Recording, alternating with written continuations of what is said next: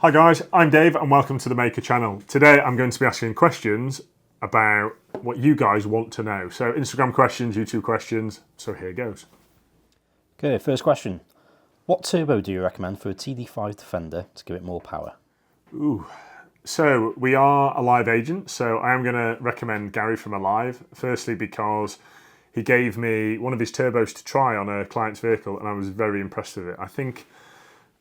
Don't quote me on this, I can't remember exactly which one it was. I think he does a lesser one and then a higher spec one.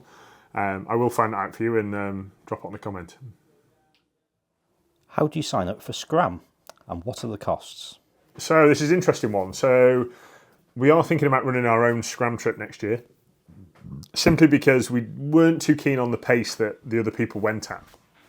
And basically when there's motorbikes involved, you know what it's like, lads want to buzz off and shoot off into the desert. But unfortunately the vehicles, yes, we can keep up with them, but it just wasn't as much fun as we thought it could be.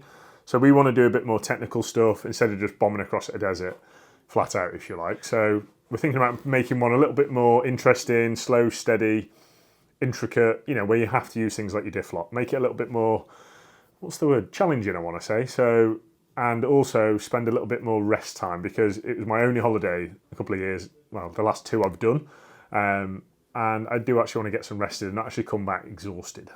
So as for cost, circa £5,000 a head. That's where you want to be basing yourself on. That ties in pretty well to the question from Olga Mauro. When is a Mahker Cars only trip to the desert?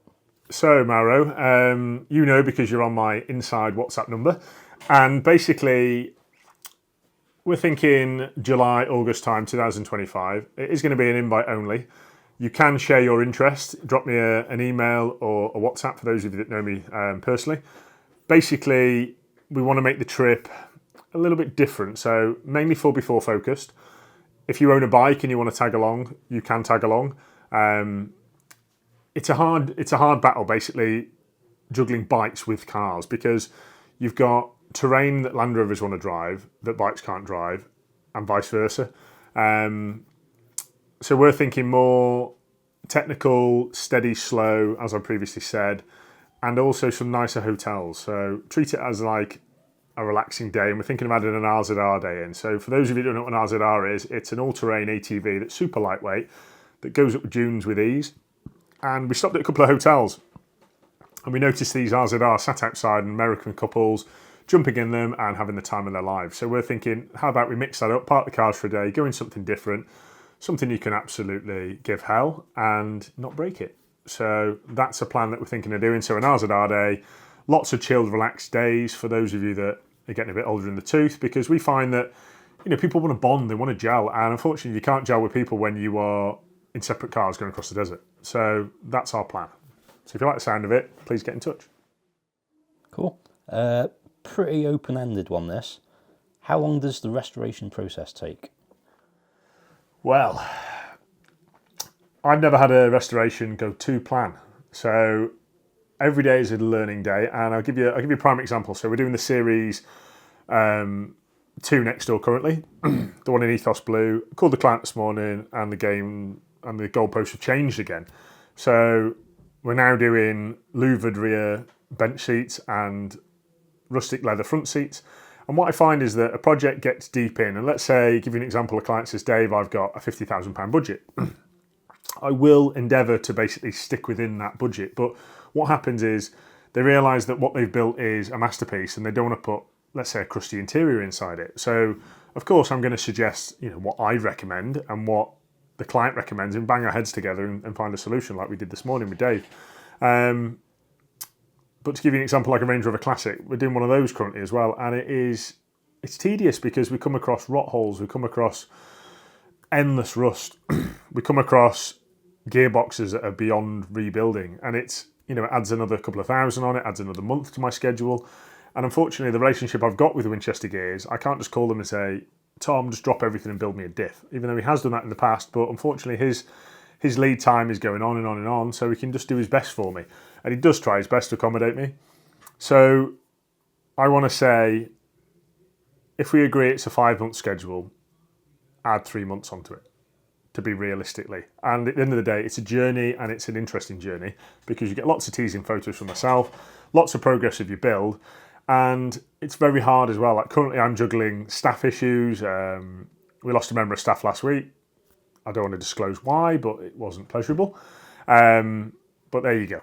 Where did you get the ideas for the swaps, e.g. LS3, 330D? Who was your inspiration? So my inspiration is found, I want to say truly myself. I wouldn't install something that I wasn't comfortable owning myself, or therefore maintaining and being able to master it. I don't think you should offer anything until you've mastered it. And what I mean by mastering is, what's the word? To give you an example, we had a client yesterday. He's had a couple of niggles with his LS3 Defender. Originally, it had an early engine in, and I said, look, we need to fit this car with modern GM running systems. It's designed for everyday traffic, everyday usability. It adapts itself in the winter, adapts itself in the summer. And we ironed that problem out with his car by fitting a later generation engine system. And last week, a fuse popped. We do not know what caused that fuse to pop. But here I am being transparent with yourself. We went through everything. We stripped his fuel filter down to make sure that the fuel filter wasn't clogged and caused the fuel pump to go under extra strain. We checked the wiring to make sure something hadn't arced somewhere, like a gland or a grommet had come loose and it had worn through. We checked everything. We couldn't find why this fuse had tripped. Anyway, went back to manufacturer, and it turns out the manufacturer has changed in their specs of the rated fuse. Originally, we had a 25 amp in there, and they wanted a 35 amp. So we've now upgraded to a 35 amp, and hopefully now the client will never have an issue. Paint job and custom interior cost. Paint jobs, all's down to what colour you want it, what your body condition actually is there any alloy corrosion, is there any steel corrosion. It's the same again. Let's say I quoted you £9,000 for a full Defender 90. Let's say doors off, bulkhead stripped down, seat box stripped down, silent coat off. And it's little things like the carpet has to be replaced. All the dash shields are going to have to be replaced. All the glands, the grommets. Everything that we basically take off, guys, has to go back. And I will not put crusty old bits back onto a freshly painted car. So it just goes back to like the restoration answer. It all depends on what condition your vehicle is in.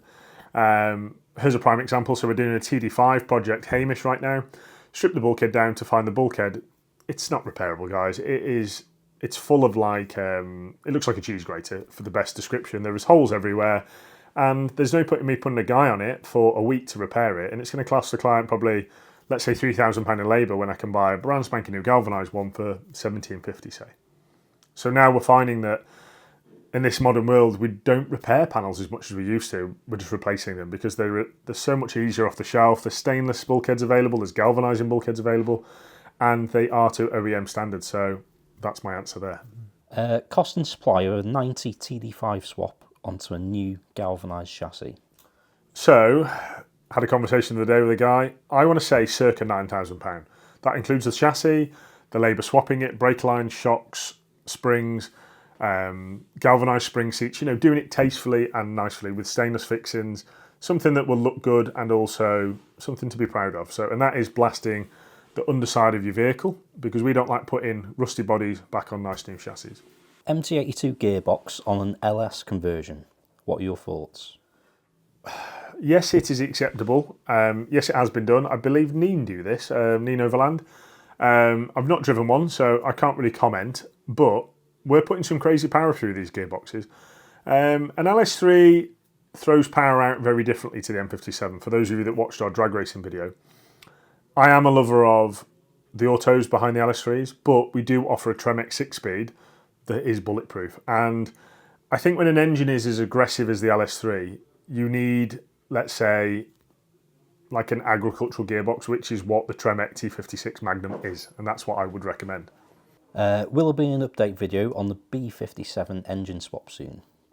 So the B58 engine that we are doing, that is in process currently. We have had some hurdles to get over with that car, i.e. the clutch, and unfortunately other projects do get in the way. Thing is, we've been doing lots of LS3 swaps, LT1 swaps, BMW M57 swaps, and it's the kind of job where me and Darren have basically got to put our heads together, spend a solid week getting it in, getting it mounted. The mounts are done and the mounts are beautiful, so I'll show you those in that episode shortly. Some of you probably think I'm teasing, which it probably comes across like that, but the B58 is going together very soon, so maybe in about a month's time. You build Defenders, but what other cars would you like or aspire to own or build? So a Porsche GT3 or a GT2 is definitely on the wish list. Currently doing a new house at home, so that's going to be a long way off. I'll definitely need to build more Defenders and sell more Defenders before I can get one of those. I am a lover of mechanical anything really, so anything that interests me. I used to have a soft spot for Escorts, Mark II Escorts, that kind of thing. Darren, my number 2, has just done a Mark II Escort with a K20 engine swap, and he said that is an absolute animal. And James, who owns it, has been hinting to build one myself, so that's definitely something I might do. So keep the lookout. Swap a crusty rear cross member, or swap the complete chassis for galvanised? That's a tough one. We've just done it now on Black Mamba that we've got in the workshop now. Basically, it's a tough one. We charge £1,500, including the cross member. That's fitted, cut your old one off, weld the new one on. I would say, guys, it's a hard way up about what condition your front chassis is in. Let's say the 3/4 of you from the front to the rear end. That's what it comes down to. But to throw some facts at you, we charge £3,500, axles off, to blast, paint and prep your chassis. Add a £1,500 cross member in there. That is the cost of a new chassis, right? But then you've got the cost of £1,500 to lift the body off the old chassis. You've then got to evaluate new shocks, new springs, new brake lines. You're then up to like the 9,000 part region. So it is a fine line of what do you do. Why the 204 M57 and not the later wide block 218 engine? So we are working with the later one, and we're doing this because we're actually running out of the 204s. So you've probably gathered from my videos, I'm very passionate. When I find something that works and I find something that does not let me down, I like to repeat it, because I can guarantee for my clients that, you know, I know what to go to. And I'm going to tell you something that we found this week.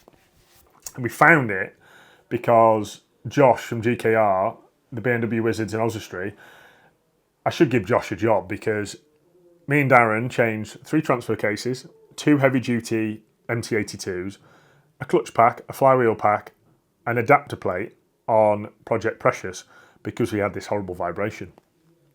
Could not find this rattle, and it was causing a weird harmonic, like a tick, tick, tick, tick, tick in the gearbox, and we were thinking, what is this? I called Tom at Winchester Gears, and Tom said to me, I bet my business on it that it's not my transfer case. And if someone can't be more confident about their product, how about that? Anyway, 3 transfer cases in, all stage 2s. We opted with the brand spanking new one in the end. Changed it out, it still didn't disappear. Anyway, went over to GKR and I said to the lads, what do you think of this? Because I'm at the end of my tether with this car. It nearly got a box of matches. If the client didn't owe me as much money as he did for the end of the build, I was literally about to, give up, as was Darren. And in the end, Josh pointed down, he said, what's that dampener? And it was a genuine dampener. Pulled it off, put it in the lathe, and it was like this. It looked like a rugby ball on the front of the engine and in the lathe. So called BMW, told them that we've got an issue. Genuine part, £390 worth of front crank dampener.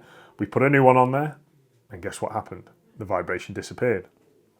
It took a whole of half an hour, so we wasted a whole week hunting that problem.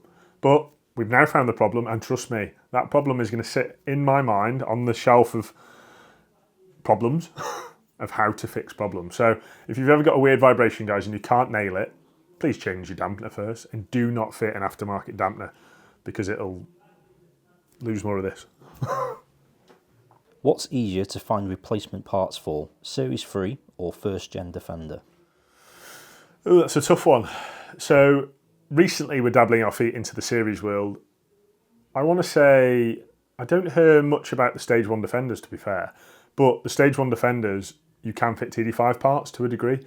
Like if your bulkhead's shot, you could fit a TD5 bulkhead or a TDI bulkhead. I want to say the Series 3s are becoming super popular, and it's like anything, guys. Like I want to say the Defender craze, as much as I shouldn't say this, is almost hit like a plateau, because everybody's having a go at this restoration world. Everyone is, and I don't want to say this, it makes me sound pretty arrogant, a lot of people are copying us. They're copying these videos that we're doing. They're copying the trends that we're doing.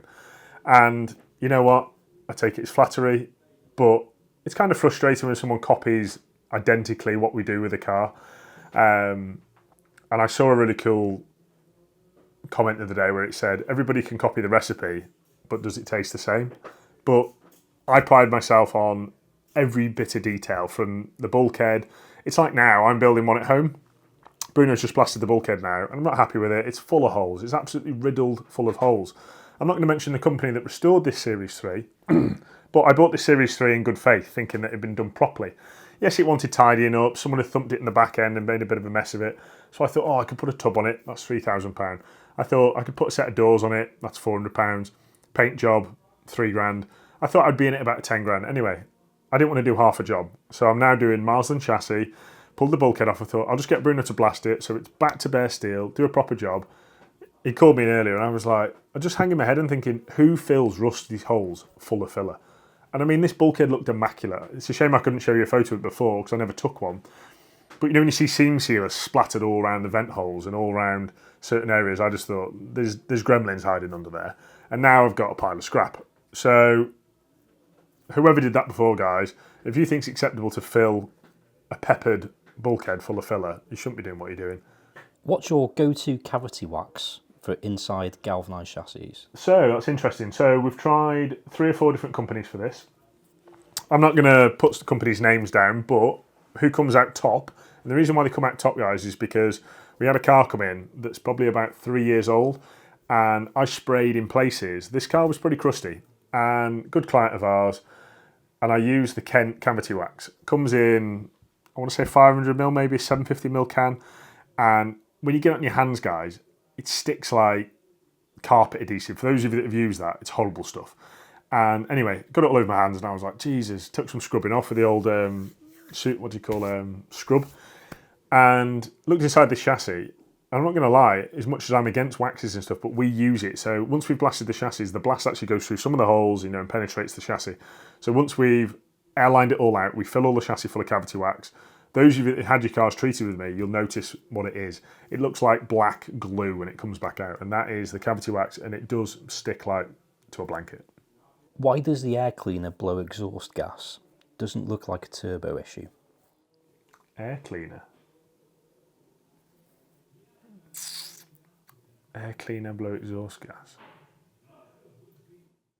I'm guessing maybe he's getting exhaust gas through his vents or something. Interesting. If this is on an M57, it could be a block filter, it could be an air circulation valve. Get that checked, I say. What are the Holly lights performance like compared to the ORE ones? So at the minute, the Hollies that you've noticed on Project Cagney, we are going to do a comparison. American products versus German products. It's going to be an interesting one. I wouldn't be surprised if they're both made in China originally, but we will let you know on that one because Cagney's not yet hit the road or been fired up in darkness. So as soon as it does, I'll do some comparisons on that because that is an interesting one because we are planning on stocking the Holly lights for their authenticness, if you like. Last one from Instagram. My Puma has done 210,000 miles. I've done suspension output shaft. What's next? How many miles? 210,000. You need to book it in with me for an M57. That's what he needs to do. Anyway, jokes aside, we have seen them do around that miles. I've seen one do 240,000 miles and it actually still sounded sweet. I'd say if you're planning on keeping it, a good oil clean, cleanse the engine, do the usual things, try and eliminate wear the best you can or further wear, some decent oil. We're using the new Miller's oil now. I'm very, very impressed with it. It's actually quietening down the M57s, so I'm sure it could help a Puma. Anyway, guys, that's the questions done, and really appreciate your interest, and I hope I've ticked your boxes when it comes to answers. Don't be afraid to ask whatever you want. I'm not telling you what underwear I've got on, obviously. But anyway, if you need to know anything about Mahker, anything about the business, don't be afraid to ask. And bring your Defender to me, because what I would rather do, guys, I'm a face-to-face kind of guy, pretty old school. If you want something doing on your vehicle or you want me to install an engine, Don't just keep sending me email. Guys, I hate me emails. I do not like sitting here and reading emails. It bores me. So please come and see me, right? And grab hold of me and go, Dave, I want to give you some money and I want this doing, okay? And that's it pretty much. So please make your interests and come and see me and we'll make it happen. Thanks again for watching. I'll see you again soon. That'll do. Do it. Things in the back of my mind are saying, what the